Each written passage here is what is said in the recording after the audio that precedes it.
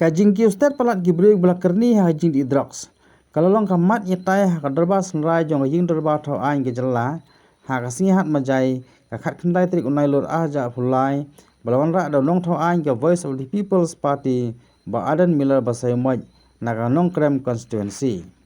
Uba Aden Miller lai thu ba Katkum ke jinglum ke yak Kaiphot now Director General ke Nat Pulet ka jingdan kinong di Droks ha ke Jylla kila kot sak arlak Ngut Eiei kapakani ka pausai ba ka Jylla kala Kiew ha ka jing start kinong khai Droks ban ya ka jing sempang ne buat rekam sarkar.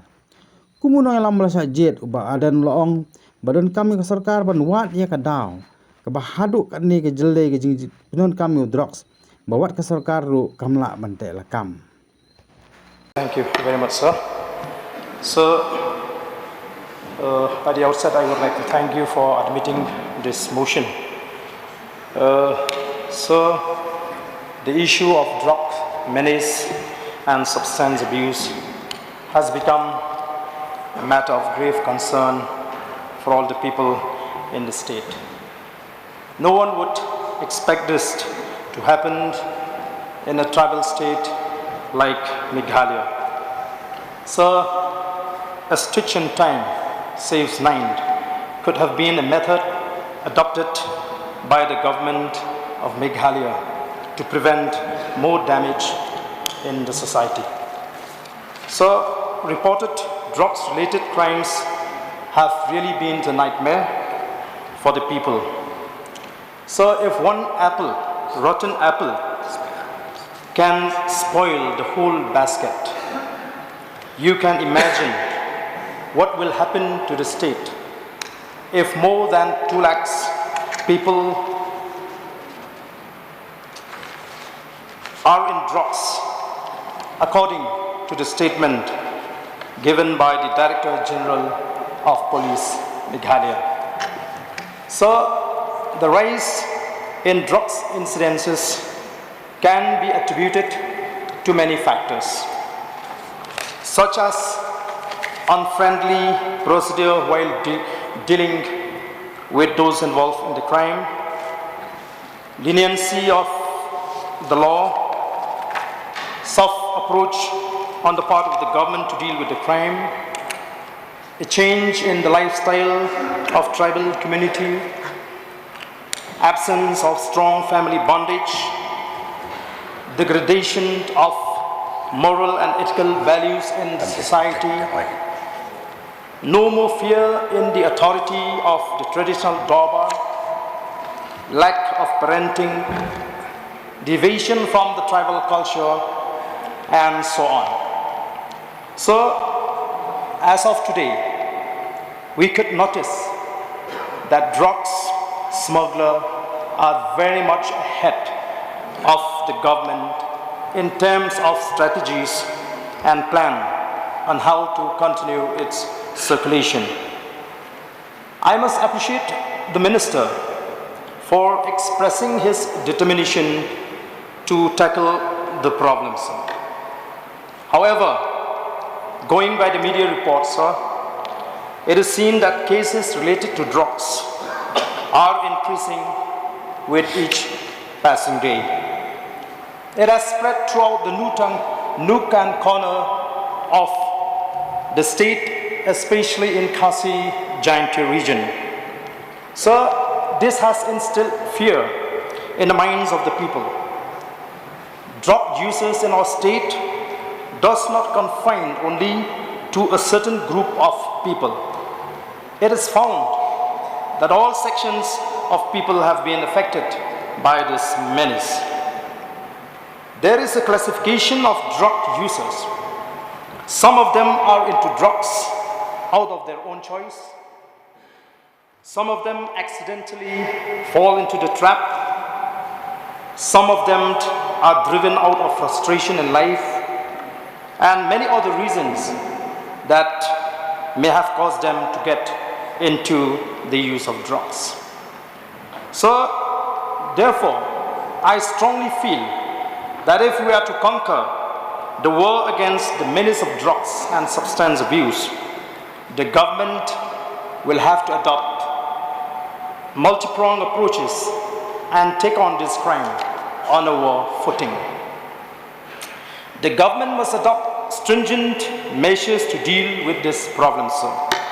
It must invoke stricter and harder sections of law to punish the culprit.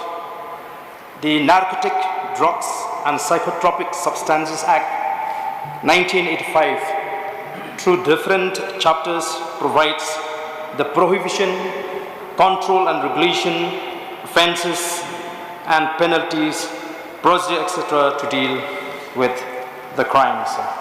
So if the government is using and applying these sections provided by this act, sir, I am sure that we will be able to win this war against the menace of drugs. So the Narcotic Drugs and Psychotropic Substances Act 1985 provides for Section 21, it provides for punishment for contravention in relation to manufactured drugs and preparation. Section 22, it provides for punishment of contravention in relation to psychotropic substances. So, Section 27, it provides for punishment for consumption of any narcotic drugs or psychotropic substance, punishment for financing illicit traffic and harboring offenders, punishment for attempts to commit offenses. So it even provides in Section 31A death penalty for certain offenses after previous conviction. So it also provides for the constitution of special court to expedite the matters. And it also provides power of courts to publish names, place of business, etc. of certain offenders. So I feel that if the government can't apply these sections, like in Section 42, power of entry, search, seizure, and arrest without warrant or authorization, it will definitely deter the activities of drug smugglers and traffickers. So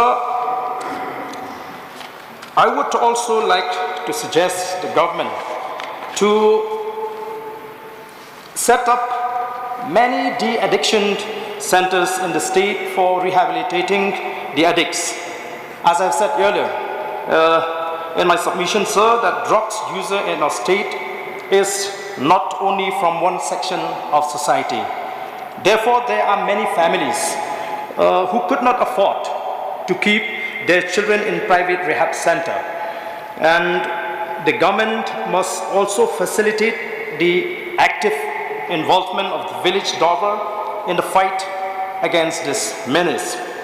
The government must ensure that all stakeholders are not subjected to any sort of harassment in the process of tackling the crime.